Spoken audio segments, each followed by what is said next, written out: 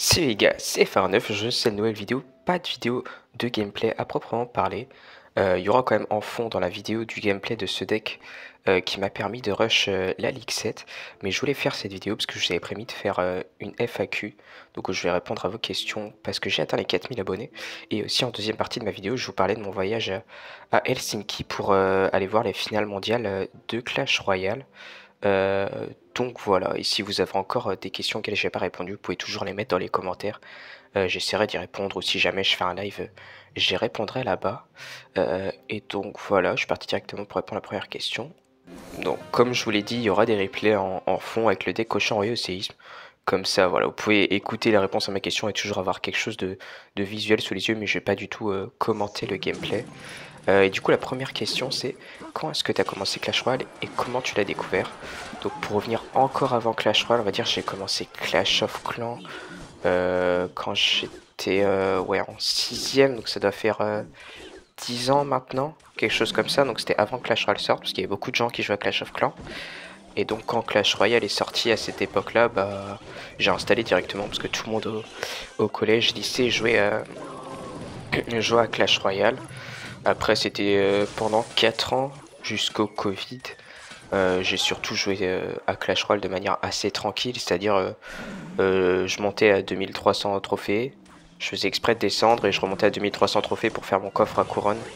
Pour ceux qui ont connu, c'est un coffre où bah, avec votre clan vous essayez d'avoir le plus de couronnes possible en 3 ou 4 jours, je crois. Donc voilà, et à partir de 2020, le Covid, j'ai eu un peu plus de temps pour jouer à Clash Royale. J'ai pris ça un peu plus au sérieux et j'ai essayé bah, vraiment de rush les tops, surtout en tournois mondiaux et ladder. Et ladder, j'ai recommencé ça surtout à fond en 2022. Donc voilà à peu près comment j'ai commencé sur Clash Royale. Et maintenant, ouais, ça doit faire 2-3 ans où j'essaie de jouer vraiment à fond dans ce que je fais. Un peu moins les tournois mondiaux maintenant, mais surtout le ladder. Ouais. Deuxième question, future carrière e-sport. Donc ça revient à ce que j'ai dit quand j'étais en 2020. Quand j'ai voulu prendre Clash Royale un peu plus au sérieux, j'ai commencé à jouer avec une équipe e-sport. Donc bah, c'est une équipe où bah, vous allez dans un clan contre d'autres, vous jouez contre d'autres équipes pour faire des matchs. Et voilà, et parfois au bout de, bah, ça peut être c'est souvent en forme de compétition, et donc au bout de la compétition, parfois vous avez une petite récompense. Je sais pas, ça peut être 20 euros pour une équipe, parfois c'était des gemmes aussi dans certains tournois. Donc voilà, et ça j'en ai fait jusqu'en... J'en fais encore aujourd'hui, mais j'ai plus... Maintenant quand je fais c'est juste une compétition de temps en temps. Mais on va dire vraiment sérieusement, j'en ai fait jusqu'en 2023 aussi. Après j'ai préféré arrêter pour me concentrer sur YouTube. Parce que bah au final ça rapporte pas grand chose l'e-sport à moins d'être très très fort. Faut faire partie des, on va dire ouais, les 20 meilleurs mondes du monde. Ce que je suis très loin d'avoir comme niveau. Donc voilà ouais. Et est-ce que je referai de l'e-sport dans le futur? Je pense pas. Je vois pas vraiment l'intérêt maintenant que je suis à fond sur YouTube. Peut-être certaines compétitions, voilà, j'en fais de temps en temps.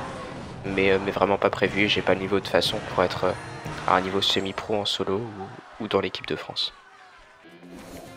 Ok, donc la troisième question que vous m'avez posée, c'est comment rester zen sur Clash Royale. Je sais que ouais, beaucoup d'entre vous, vous galérez avec ça. C'est vrai que c'est un jeu qui est assez frustrant hein, quand ça se joue beaucoup sur les match-up. Même si c'est vrai que, bon là, quand je rush les ligues, par exemple, c'est plus facile de gagner même un mauvais match-up parce que normalement j'ai un meilleur niveau. Mais c'est vrai que quand vous arrivez à votre niveau max, on va dire, donc par exemple pour moi ça va être le top, entre le top 500 et le top 1000, bah à ce niveau-là, ça va être très compliqué d'enchaîner les victoires. Et ouais, parce que les adversaires ont à peu près le même niveau que moi. Donc forcément, oui, c'est plus facile de tilt. Tilt, c'est quand vous énervez en fait.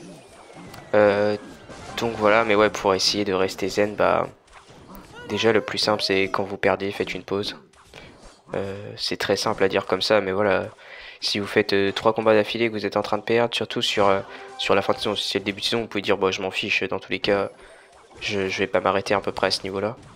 Mais si c'est la fin de saison, il vaut mieux s'arrêter et comme ça, quand vous faites un tour, vous allez boire. Faites juste 5-10 minutes de pause et ça peut vous aider à vous remettre dedans. parce que vous êtes juste énervé à dire que c'est toujours la faute des match-ups. Ça nous est tous déjà arrivé, hein, mais ça va pas aider. Et on va dire que si vous auriez dû descendre de 2400 Elo à 2200 Elo juste à cause de votre niveau, bah en continuant à mal jouer, vous allez descendre carrément à 2000 Elo juste parce que vous enchaînez les games, hein, les parties en étant frustré. Donc voilà, vraiment le plus important c'est faites des pauses. Et puis ouais, faites des pauses quoi. Et puis prenez conscience que c'est juste un jeu. Au pire, hein, vous perdez une game. C'est pas. Voilà, c'est juste comme ça. C'est juste un jeu. Ok, quatrième question qui est plutôt très drôle. Ma meuf me bat sur Clash Royale, aurais-tu des conseils? Donc si elle te bat sur Clash Royale, est-ce que tu parles en termes de trophées ou est-ce que tu parles en combat qu'on joue contre vous? Si tu parles en termes de trophées, bah il faut juste essayer d'écouter les conseils que je dis dans mes vidéos ou ça peut être d'autres youtubeurs aussi, hein. Essayer de t'entraîner et puis améliorer ton deck parce que ça peut se jouer beaucoup sur ça à bas niveau. Si tu parles après en 1v1, bah il faut essayer d'analyser soit le deck qu'elle joue, soit ça peut aussi être si c'est en tirage triple ou des choses comme ça, parce que je sais que beaucoup de joueurs aiment bien jouer dans ce mode. Bah, il faut essayer de connaître toutes les cartes, c'est plus facile hein, en tirage triple quand tu connais toutes les cartes jouables pour essayer de la battre. Bah, après bon voilà, hein, si déjà même moi contre quelqu'un de moyen niveau, je vais pas gagner 100% du temps, donc tu gagneras jamais 100% du temps. Comme d'être Mohamed Light contre un joueur vraiment mauvais. Bah après voilà, hein, si tu perds contre ta copine, il y a plus grave que ça. Si c'est vraiment très important pour toi, continue à t'entraîner. Mais sinon après Clash Royale ça reste un jeu fun et si tu perds quelques games c'est pas très grave.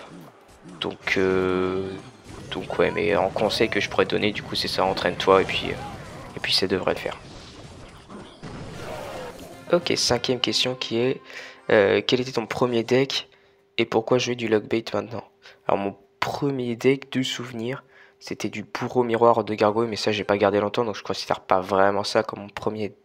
Ah c'est mon premier deck, mais voilà, je le jouais vraiment juste comme ça avec parce que c'était celui avec les niveaux de cartes les plus élevés. Je retrouverai sûrement pas le screen tellement ça date. Mais par contre le premier deck dont je me souviens avoir joué Seed Rush avec, c'est un deck triple bâtiment. Donc fournaise, TDE, pierre tombale, ouais, faut pas juger. Les bâtiments étaient plutôt forts à l'époque, hein. Avec princesse, chevalier, un fusil à gobelins. Après, je me rappelle plus des dernières cartes. Il y a une roquette, une flèche ou un gang de gobelins. Ou une armée squelette, quelque chose comme ça. Mais voilà, c'était un deck lockbait triple bâtiment. Assez bizarre. Du coup, après, quand je suis monté à Academy Trophée, je me suis rendu compte que jouer son propre deck, c'était assez compliqué, surtout avec un deck aussi bizarre. Si tu veux un deck un peu plus équilibré, j'aurais pu garder mon propre deck. Mais donc voilà, après, je suis passé sur du lockbait classique, hein, quelque chose de plus, ouais, de plus normal en fait. Donc ouais, vers 2020, je dirais, je suis parti sur le lockbait classique. Et puis quand je suis pas resté très longtemps dessus parce que le fusil squelette est sorti. Et directement, vu que je regardais beaucoup Light Pollux et que j'avais il y avait beaucoup de Français à cette époque qui jouaient double fût, bah, je me suis mis au double fût. Et finalement, bah, j'ai pas arrêté le double fût jusque là en début d'année 2024, on va dire, où je me suis un peu dit bon, si je veux faire des bonnes performances, je vais aller chercher d'autres decks lockbait ou d'autres decks mineurs, des choses comme ça. Et j'ai réussi du coup à faire des tops avec du lockbait spam. J'ai pas encore battu mon ancien top au lockbait, mais j'ai pas eu les bonnes saisons et pas eu. J'ai eu quelques occasions, mais j'ai pas réussi à finir aussi haut que je voulais. Donc voilà, et pourquoi je reste sur du lockbait maintenant, bah, enfin, j'aime tellement le deck, c'est assez sympa à jouer, et puis je suis assez bon avec. Après, ça veut pas dire que je jouerai ça tout le temps, hein. J'aime bien changer aussi, bah, par exemple la cochon réussi, c'est un deck sympa à jouer. Mais ouais, c'est vrai que ça reste mon deck préféré à jouer, et ouais, c'est quand même un archétype sympathique avec pas mal de decks différents, donc c'est possible de s'amuser sans jouer toujours la même chose. Mais après, comme je suis un joueur cycle, je peux aussi jouer le deck qui joue en face, des cochons aussi, le deck mineur. C'est juste que maintenant, avec le niveau 15, c'est plus compliqué de tout jouer en ladder. Ok, dernière question un peu sur le Clash Royale. Après, on passera sur plus du personnel, parce qu'on me posait des questions un peu personnelles aussi, qui est tac, tu joues à quoi d'autre comme jeu mobile? Alors avant, j'ai joué à Brawl Stars. Cette question va être vite répondue, hein. J'ai joué à Brawl Stars, je pense 2 ans. sorti en 2017. J'ai joué sur la version canadienne, donc celle qui était disponible avant. Et après, bah, j'ai arrêté de jouer quand il y avait, en fait, il y avait trop de personnages pour. J'ai fait un choix entre Clash Royale et Brawl Stars. Il y avait trop de personnages pour être compétitif avec. Moi, j'aime bien quand je joue à un jeu être compétitif. Et ce que j'ai remarqué sur Brawl Stars, c'est que bah, pour monter tous les brawlers, alors je sais qu'il y a des mises à jour maintenant, ça a peut-être changé depuis et tout. Mais à l'époque où je jouais, bah, il y avait une quarantaine de brawlers. Donc si tu voulais être dans le top France, fallait jouer ces 40 brawlers. Fallait jouer tous les jours. Enfin, faut vraiment être. Pour être dans le top, fallait entre guillemets ne pas avoir de vie et jouer tout le temps. Tandis que sur Clash Royale, tu as l'opportunité de jouer juste un deck et de monter avec. Quoi. Il n'y a pas besoin de. Pas besoin de jouer toutes les cartes du jeu pour monter. Donc voilà, j'ai arrêté en fait. C'est à peu près quand Arcade a perdu sa deuxième vie pour ceux qui ont la référence. Parce que j'avais rush 930 trophées avec Arcade avec sa nouvelle vie. C'est quand Surge venait de sortir, je pense. Et donc voilà, après j'ai arrêté, je me suis dit que ça avait plus grand sens et j'ai préféré me concentrer sur Clash Royale. Ok, première question personnelle, tu gagnes combien sur YouTube? Donc sur YouTube par mois, j'ai aucun tabou avec ça. Alors je sais pas si j'ai des clauses de confidentialité, donc je vais pas donner des chiffres précis ou des screens, mais je suis environ 100 € par mois depuis 3 mois. Depuis que j'ai commencé les lives qui me font gagner un peu plus d'argent que quand je faisais que les vidéos, on va dire que j'étais à plus 70 € sans les lives. Donc voilà, mais après sur ces 100 €, bah, il y a les impôts déjà, et il y a aussi une partie que je reverse à. Voilà, si vous regardez mes vidéos souvent, sur cette vidéo aussi j'imagine, il y a des très belles miniatures, et donc évidemment je paye ma miniaturiste, et ça me revient, bah, par rapport à la qualité, ça me revient à pas grand chose, hein, parce que évidemment, bah, si je gagnais plus, je paierais plus. Mais voilà, je crois, si je calcule, ouais, si je fais 13-14 vidéos, ça doit me revenir à une cinquantaine d'euros par mois, ce qui est pas très cher pour des aussi belles miniatures. Mais voilà, donc au final, entre guillemets, dans ma poche, si j'enlève les impôts et les miniatures, je dois récupérer ouais, 30-40 €. Bon après, si je faisais ça pour l'argent, je ferais pas du Clash Royale, je pense, ou voilà, je ferais pas ça comme ça. Pour ceux qui savent, je suis sur TikTok aussi, et TikTok me rapporte un peu d'argent aussi. C'est ça qui m'a permis de payer les miniatures à l'époque où j'avais pas la monétisation sur YouTube.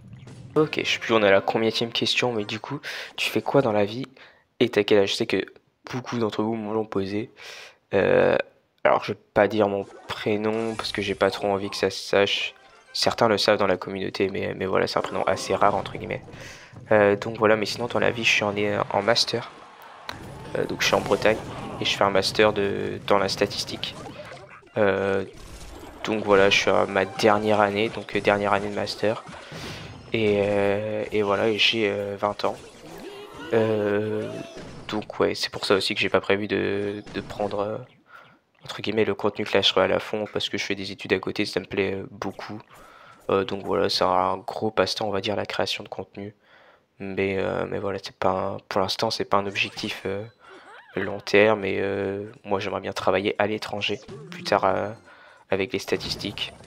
Donc à voir si c'est réalisable, mais voilà, qui je suis et, et ce que j'ai envie de faire dans le futur. Est-ce que tu peux faire une facecam? Alors je mettrai peut-être des photos du voyage quand je parlerai dans la deuxième partie de cette vidéo du voyage à Helsinki. Je vous mettrai peut-être des photos en vous disant lequel je suis après une facecam directement sur la vidéo. Je pense pas que ce soit prévu déjà sur les vidéos. J'aime bien le contenu vertical qui plaît bien aux utilisateurs sur téléphone et tablette, qui fait que c'est la majeure partie de mon public. Puis ouais, non, j'ai pas prévu de faire ça faudrait que j'utilise mon ordinateur en même temps pour me filmer et tout. Ma caméra pas de super qualité. Et puis voilà, je trouve pas ça nécessaire en fait. J'aime bien le contenu style vertical que font aussi d'autres youtubeurs français. Si je me trompe pas, comme Viper et Rémi. Ils sont à peu près dans ça où ils montrent juste le contenu. Et à l'étranger, des gros youtubeurs comme Yann, comme Riley, comme SK555. Donc voilà, non, j'ai pas prévu de mettre deux caméras. Après, si vous voulez vraiment voir ma tête, bah, je la mettrai sûrement sur la fin de vidéo. Sinon, vous l'avez sur Twitter ou sur les réseaux comme ça. Hein, voilà. Et dernière question, je pense, c'est quel sport pratiques-tu? Alors voilà, je fais du tennis de table. Donc voilà, j'en fais un peu moins en ce moment, mais j'en ai fait pas mal d'années. Donc j'ai pas du tout le niveau des frères Lebrun, hein, pour ceux qui connaissent. Mais j'aime bien ce sport, c'est pas mal de me défouler déjà. Et depuis un an, sinon je fais un peu de musculation. Voilà, c'est juste histoire d'essayer de prendre un peu de force et ouais, de masse quoi. Mais voilà, après le sport, quel que soit le sport, je trouve que c'est important d'en faire. Donc voilà, j'essaie d'en faire un peu et puis peu importe, j'aime bien aussi faire du tennis ou des trucs comme ça. Mais c'est vrai qu'en ce moment, ouais, je suis plus sur tennis de table et musculation. Euh, Après, quel sport j'aimerais bien faire dans le futur? Tu sais, du badminton. Je sais pas. Ça a l'air d'être un sport sympa. J'aime bien les sports de raquette en fait. Donc voilà, mais après ça reste à réfléchir. Et puis voilà, tous les sports un peu moins natation. Mais tous les sports, ça reste sympathique à faire. Donc voilà, je suis aussi un gros fan de sport à regarder. J'aime bien regarder tout ce qui est... bon, foot déjà, je suis un fan de Brest. Pour ceux qui ne savent pas, un supporter brestois du coup. Mais, euh, mais sinon, j'aime bien regarder un peu tous les sports, que ce soit de la Formule 1, le cyclisme, bah, le football du coup, ou toutes les choses comme ça. Quand j'étais jeune, je voulais faire journaliste sportif. Je me suis rendu compte que bah il n'y avait pas beaucoup de... Comment dire? Il n'y avait pas beaucoup de débouchés derrière, à moins d'être un peu pistonné dans ce genre de milieu-là. Donc, euh, donc je suis pas parti sur des études de journaliste. Mais tant mieux, je pense, vu ma qualité d'écriture. Mais voilà, j'aime vraiment beaucoup le sport. Et c'est pour ça que j'en fais toujours du coup. Ouais, la game elle est longue. Je sais même plus si j'ai gagné celle-là. Archer magique? Ok, non, c'est bon. Allez, deuxième partie de la vidéo, du coup, je vais vous parler. Je sais pas si je mettrai quelques photos, je pense, du coup. Bah, du coup, je suis parti à Helsinki pour voir les finales mondiales. Alors, c'était pas que Clash Royale qu'il y avait. Il y avait aussi Brawl Stars et Clash of Clans. Donc, pour clarifier les choses, moi, je fais pas partie des invités. C'est-à-dire, ceux qui étaient invités, c'était les joueurs. Donc, des 3 jeux, Clash of Clans, Brawl Stars, Clash Royale. Et quelques-uns des super créateurs. C'est 50 super créateurs pour un jeu. Donc les super créateurs, c'est ceux qui ont un code créateur. Donc je crois que c'est 100 000 abonnés environ sur YouTube. C'est assez compliqué pour moi, hein. C'est encore très très loin. Moi je suis juste un créateur. Je suis déjà un créateur officiel, c'est déjà ça. Donc tier 1. Parce que j'ai 15 000 abonnés sur TikTok. Ça correspond à 5 000 abonnés sur YouTube. Que je devrais bientôt atteindre aussi. Donc voilà pourquoi je suis pas invité. Donc ouais, il y avait environ, je pense, avec tous les jeux, plus tous les joueurs, plus tous les créateurs, ça devait faire 220 invités, je pense. Donc moi, j'ai payé mon trajet. Euh, donc ouais, eux, à peu près tout était payé. Mais bon, ça motive en fait à devenir super créateur et essayer de se faire inviter à ce genre d'événement. Mais voilà, j'avais les moyens, parce que je suis actuellement en alternance, de payer ce voyage. Donc, euh, donc ouais, je suis parti en Finlande. Et, euh, et du coup, vu que c'est les super créateurs, bah, ils étaient logés dans le même hôtel, ils faisaient souvent des trucs ensemble. Au final, j'ai pas passé beaucoup de temps avec les créateurs français parce qu'il y avait aucun créateur français, en tout cas sur Clash Royale, qui n'était pas invité. C'est-à-dire qui n'avait pas les activités de... Ouah, un beau séisme là. Qui n'avaient pas les activités avec les autres super créateurs, c'est-à-dire eux ils avaient parfois ils mangeaient ensemble le soir, ils avaient parfois des soirées le soir, des choses comme ça. Donc au final j'ai passé la plupart de mon temps avec des créateurs étrangers. Donc j'ai passé 4 jours à parler en anglais. Donc je mettrai peut-être une photo que j'ai postée aussi sur Twitter avec les autres créateurs étrangers. Et ouais, c'est vraiment sympa ce genre d'événement parce que du coup ça fait... bah, ça motive. Quand vous voyez d'autres créateurs, ça rend les choses plus tangibles en fait. Vous voyez vraiment avec qui vous parlez sur les réseaux, sur les choses comme ça. Donc ouais, vraiment sur l'aspect juste personnel de l'événement, c'était vraiment sympa. Et puis les joueurs étaient très accessibles. Alors, j'ai pas pris de photos parce que je suis pas trop photo avec d'autres personnes que je connais pas vraiment.